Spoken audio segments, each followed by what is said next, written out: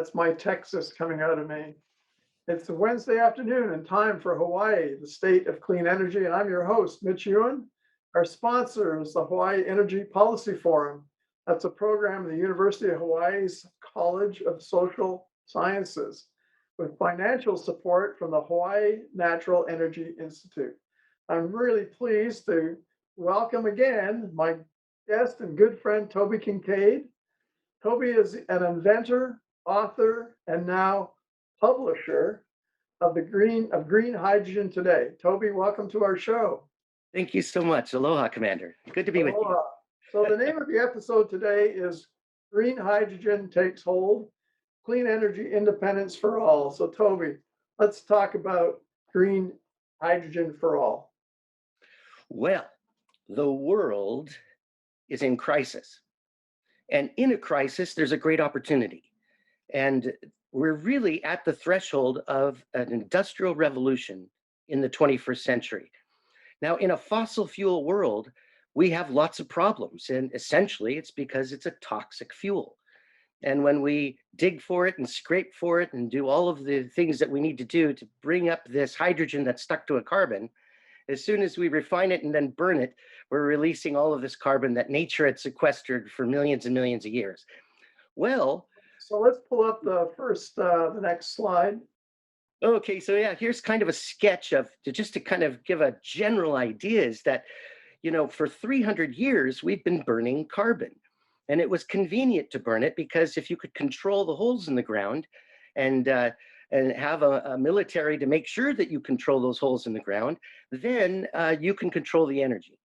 And so when we look at the top of this sketch, on the left side, you can see just a general representation, of wells and refineries and super tankers and pipelines and railroads, all of this infrastructure that takes $6 trillion out of the world economy.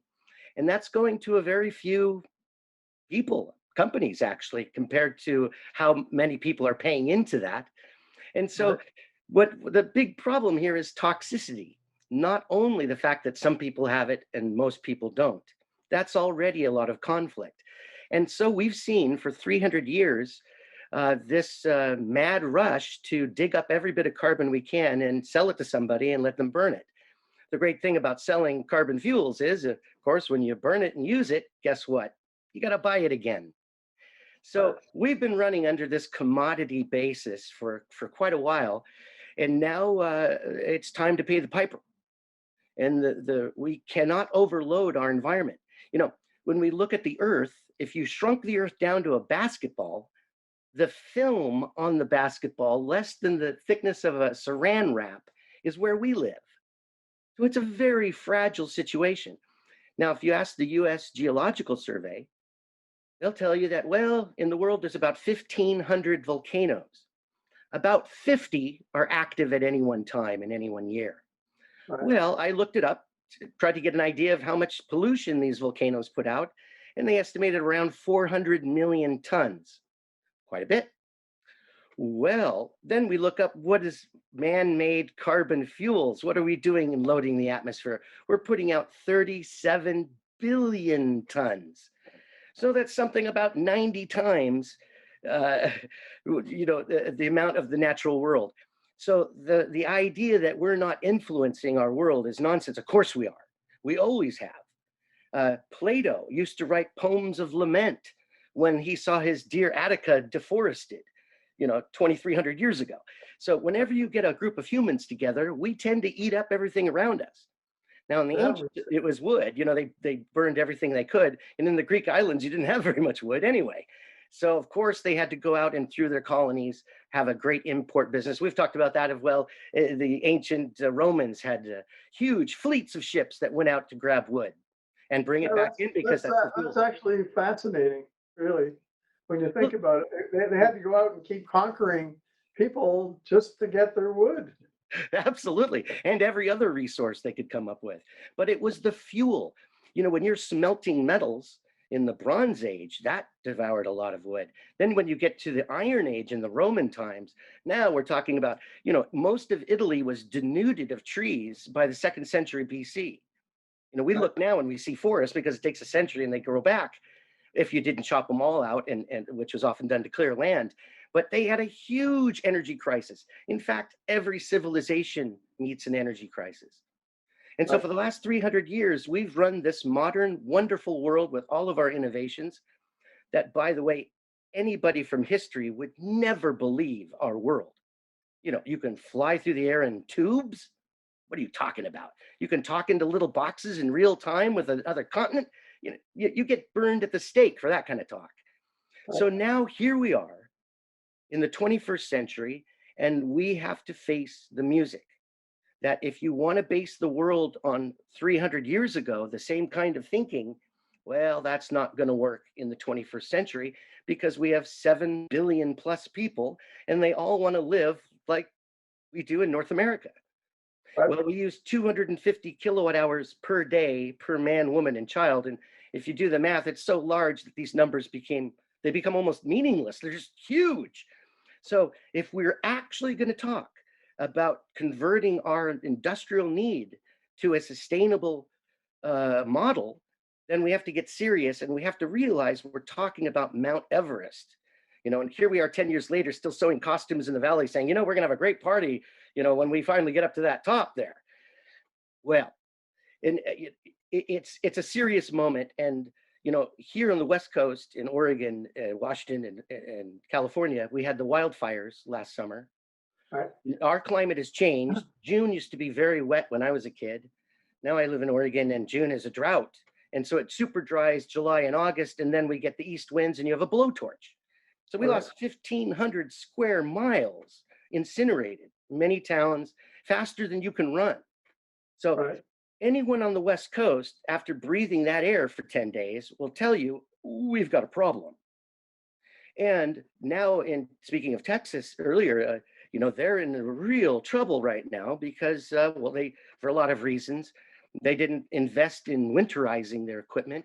But even the fossil fuel and nuclear world is not a panacea of making sure everyone is energy rich. In fact, the reality is you're extremely vulnerable if you're based on fossil fuels.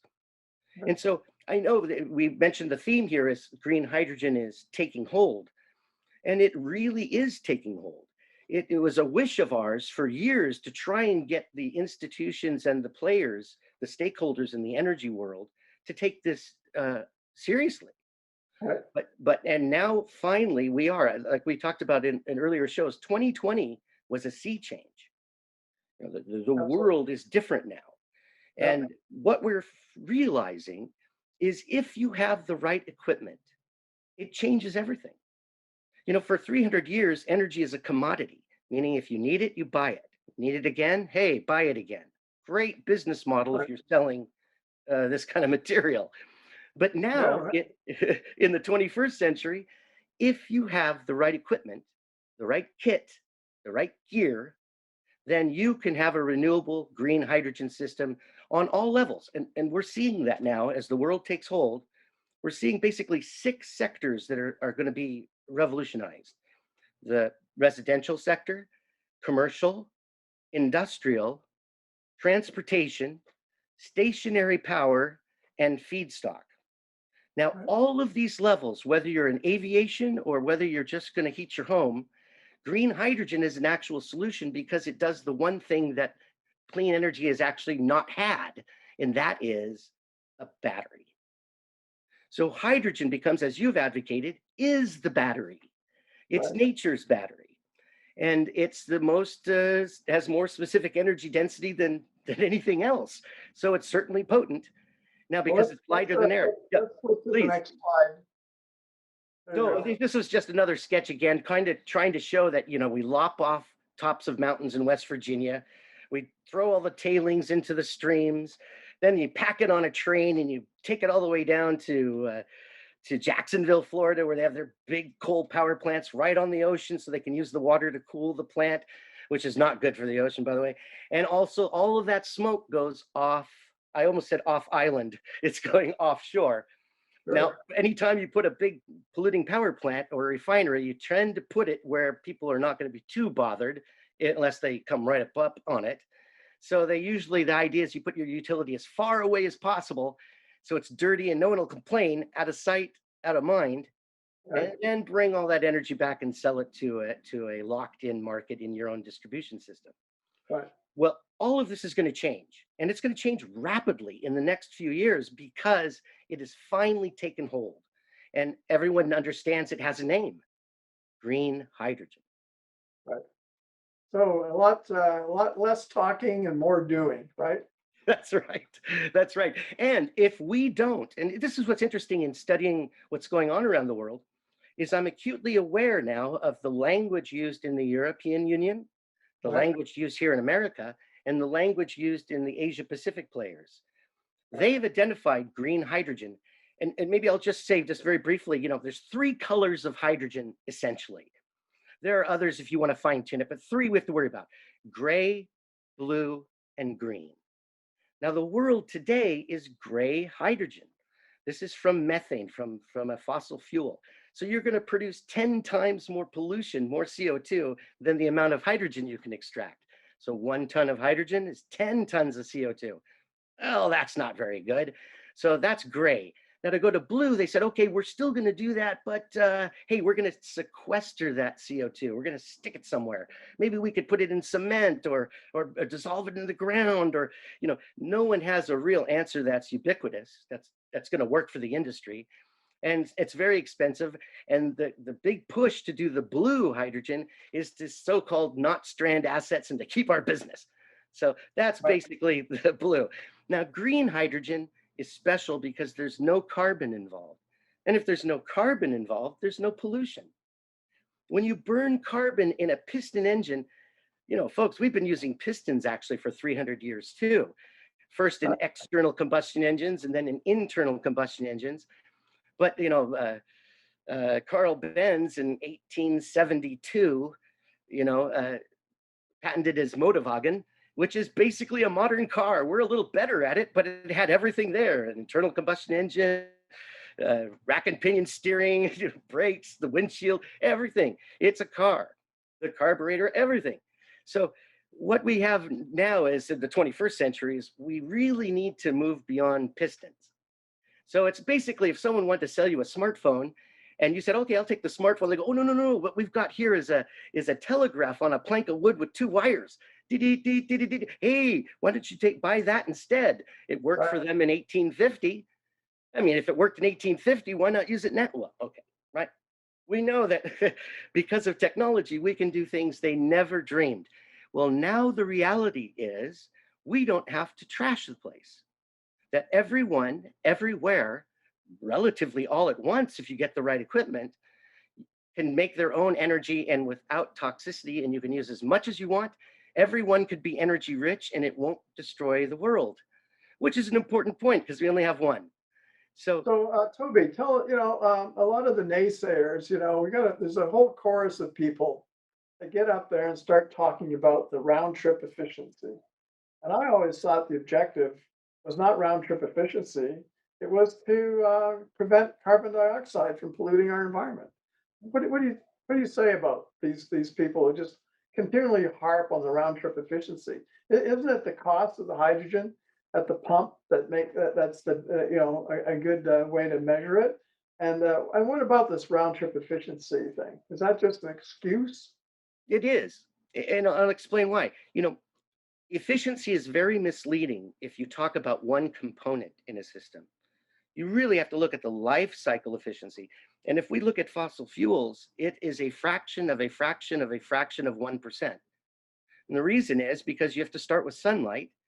Millions of years ago, that sunlight made biomass. Only a small amount of that was buried. And then over tens of millions of years with heat and pressure, you're able to pyrolyze that material and kind of the impurities kind of get pushed out. And all you're left with is a bunch of carbon with a lot of hydrogen stuck to it. And Right. that's the fossil fuel that we go with. So by the time we get through the whole process of mining it, refining it, transporting it, and then when you burn it, 75% of the energy out of your tailpipe is wasted as heat. It's just waste. And that heat doesn't go anywhere except the atmosphere. So it's not an intelligent way to go if we were to design it today. So it's often with efficiency, Some people will look at a lithium ion battery and say, hey, it's 95% efficient with the round trip going in and out of that battery. Well, what's unfortunate about that conversation is it ignores everything else. And when we use fossil fuels, even though a coal power plant charging an electric battery car would be more efficient than pistons in that car, you still have a massive pollution output. And I would also point out, when people compare batteries and fuel cells, they say, well, a fuel cell, is 75% efficient. It's a little higher in a good steady state. But if you got 75%, they'll say that's a bad thing. But I would point out that the energy that you're not including in your calculation is the other 25%. Where did that go? Did it just get dissipated? No, it's heat. It's heat in the water that comes out of the fuel cell. Right. Now, if you look at a home or a business, a hotel or a resort or a restaurant, do they use hot water?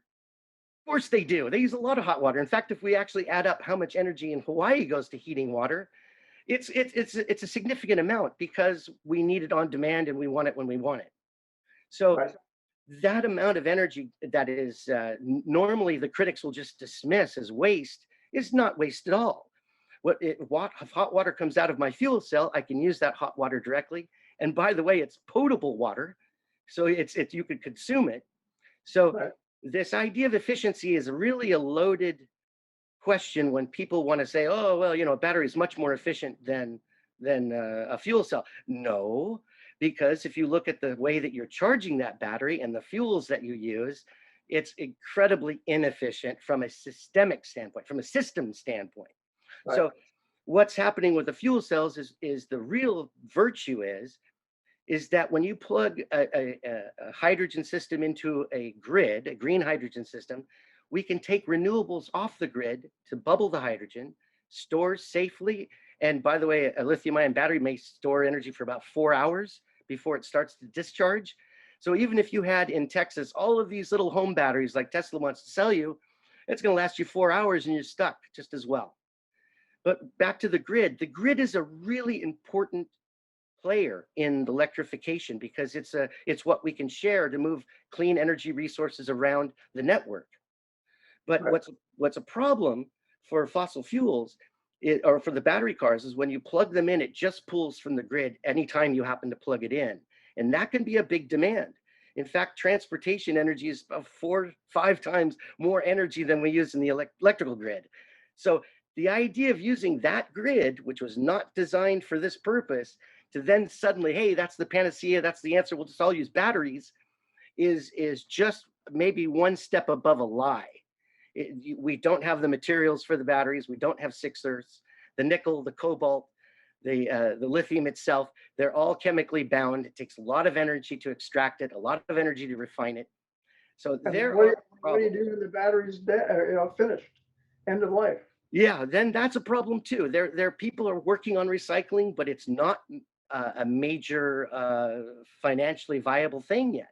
So often they don't get recycled very well. And it's a big problem because with this life cycle analysis.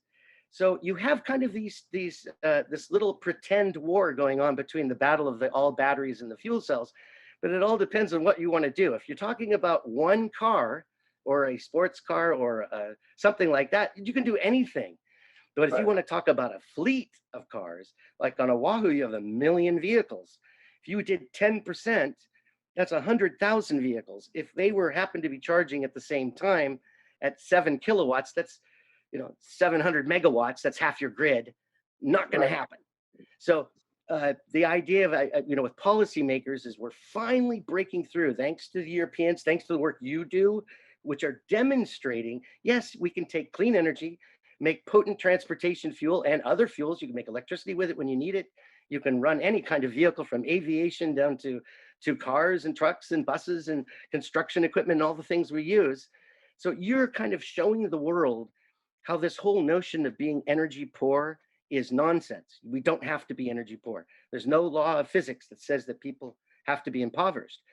And if you look at most homes in America, there's more energy falling on it from the sun than they use through the whole year. So the energy is there. The missing link has been the battery. And that's what your work does by adding the electrolyzers and a fuel cell, whether the fuel cell's in a vehicle or stationary, you now have the ability to make absolutely clean fuel from water and sunlight, for heaven's sakes. Right, exactly. Let's have a look at the next slide here, Toby. Oh, yeah, please. Maybe Okay, so this is a shot from last issue, and we're preparing now for the next issue. And the theme of the next issue is going to be green hydrogen in Hawaii. And you guys are, not only have you been leading this charge and alone often for many decades, now the world has kind of woken up, and now we can ask some really big questions. Can we replace coal power plants? Yes. Can we replace peaker plants and intermediate plants? Oh yeah, absolutely. So there's a little quote there. I can't see it on the screen, so I don't want to misrepresent it. But basically, you have Jules Verne, who has been pointing this out since the 1870s. So Well, the what science he is says there. is water will be the coal of the future. Yes, yes. Because that's the feedstock. You just add clean energy, you make hydrogen fuel from water, it'll store as for decades if you want it to. You could even make a lot of it during the summer and save it for the winter. On any scale, it's entirely modular, so you can scale from a house to a shopping center to a steel making facility, which is coming. Heavy industry is coming. And that's why I say the green hydrogen has taken hold. Because now when you listen to countries like South Korea, they have absolutely committed themselves. I recently listened to a lecture from Ambassador Kim, and he pointed out, look, we realize our children aren't going to survive this world if we continue to use carbon as a fuel. The writing is on the wall. Now imagine a small country like South Korea. It's not a big country, but they're focused. And same with the Pacific Rim. Japan has long made a commitment to hydrogen and then green hydrogen. Now Right. Singapore is positioning themselves. And I want to get back just quickly while we talk about Singapore to your statement about efficiency. Now, Right. I heard a little story at the conference I attended virtually, and one of the last speakers, who was one of the sponsors, was from Singapore, and he said, interesting story. In Singapore, we have a fleet of 5,000 buses. And he said, I went out of town, out in the outskirts, and there was a bus depot, and they handled maybe 200 buses, and they do the maintenance, they do the cleaning, they refuel, and they get them out again. And the manager said to him, because he asked, hey, how's the electric buses? Are you excited about that? Because they had a few. And he goes, no, we can only charge 18 of them at the same time. That's it, because our grid is maxed out. We don't have the electrical service. And by the way, if you want the electrical service, it's going to cost so much money to upgrade this old section of Singapore to get it to us. So he goes, I don't like battery buses. They take a long time and I can't service my fleet. To me, it's a pain. It's not viable. Wow. And this is where I think is a great argument for what happens when you have the fuel cell fleets, because with green hydrogen station, you take all the excess clean energy, make the hydrogen, store it, and then when you fuel the bus, it's 10 minutes, typical bus time, Right. 10, 12 minutes, something like that. And now this manager could move his fleet and meet the requirements of Singapore. So this is what's happening all over the world, that public transit systems are saying, hey, we're going to electrify, but it seems the flavor of the day are these big battery electric buses, which, by the way, are twice as expensive are largely more expensive than a fuel cell bus, or certainly a diesel bus. But the biggest problem with these fleets is when you try to charge them. Now, Right. I'll give you an example. Tesla has their semi that they're pushing. Right. Well, to me, it's nonsensical. It doesn't make any sense, because to just charge one diesel semi, they have a megawatt charger. I think it's rated at 1.6 megawatts. Well, that's, it's crazy, because in Singapore, I don't think they'd even be able to hook up one. In your grid on Hawaii, I don't think you could do it. 1.6 megawatt draw just to charge a bus. And the other thing about charging batteries, I've been building battery chargers for 30 years, 40 years. As a kid, I used to build solar chargers. And I can tell you something about charging a battery. Yes, to get a fast charge, the only way you can do it is brute force. You've got to push all that power into the battery. And batteries don't like that. So what happens is, as you charge a battery, the more it charges up, the more its resistance to being charged increases. And so what Right. happens is you have that 1.6 megawatt when you start, if the battery's 80% discharge, it'll love that energy. But then you have to push the power down and down and down, because if you overcharge the battery too fast, you'll wreck the battery. You'll damage the battery, because in batteries you have different materials, and with different materials you have a different coefficient of thermal expansion. In which ways, there's no way to get around this. If you use different materials and you heat them up charging fast, they're going to expand at different rates, and you'll eventually wear the battery out. It'll become dangerous. You could have short circuits. So the chargers are intelligent. They sense what's going on in the battery, and they go, okay, we'll give you this power for a little bit, but then we're going to knock it down so that your battery doesn't get hurt. And so all that does is cause the grid to have this huge spike. And then if it survives that, then it'll taper it down. But you're still talking about hours of charging for these huge, we're talking about 10 cars worth of batteries in these buses. It's a huge battery bank. So So what about heat? not practical. What about heat? Yeah, heat is also a problem, I guess, When with you're, those batteries. carrying all this electricity in your battery, Exactly. right? Yeah, it's going to damage the battery. So they have to carefully control it. But there's other problems with the all battery style. If I may just keep going, there's the different formats. You see, there's something called a J1772. That's the format that you'll find for the level 1 charger you can do out of your garage, or even a level 2 chargers. You'll see some of those formats out there. Well, in Europe, they have European makers, so they came up with their own standard, CCS, a combined charging system. And then in the Asian manufacturers, they came up with their own format called CHAdeMO, and then Tesla has its own format. So you have 4 different protocols and plugs. They physically won't work with each other. You have to have the station has to be equipped with the right format, or you can't use it. Now in Europe, they solved that problem because they said, okay, anyone who builds a station, including you, Tesla, if you build your stations, you have to include a CCS port, so every electric car could charge at any charging station. Now, that's not the case in America. So there's a lot of challenges going beyond 1% or 2% of a fleet when you're talking about all batteries. It's actually not practical at all. Well, the interesting thing on the big island is they have if you're going over the Saddle Road, it's like a 21-mile grade, uphill, going uphill for 21 miles. Right. I would say that's probably a battery killer.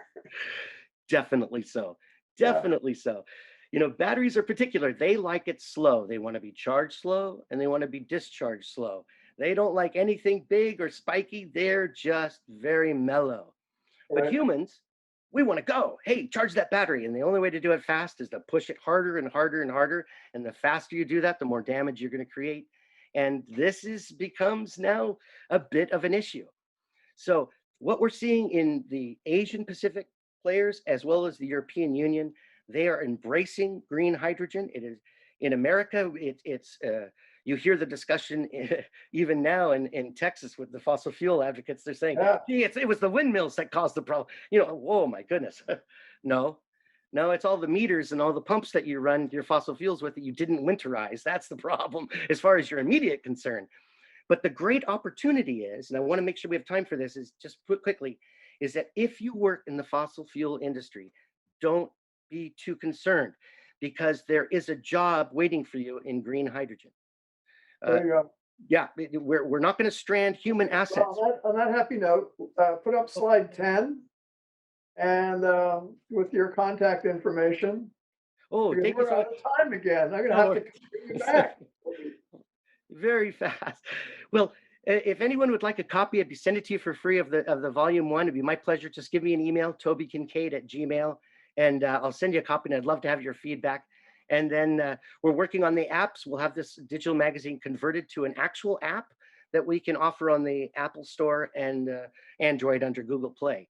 So, and all the pages are loaded with links. So if you like a story, if you want to click on a picture or the byline or whoever it is, click on it and it'll take you to more information. And it's very exciting.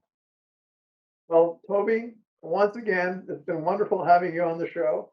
Thank you so much. Thank you. So this is Mitch Ewan from Hawaii, the state of clean energy, and we've had a great conversation yet again with Toby Kinkaid of Green Hydrogen Today, and that's our show for the day, and I'll see you next week. Aloha.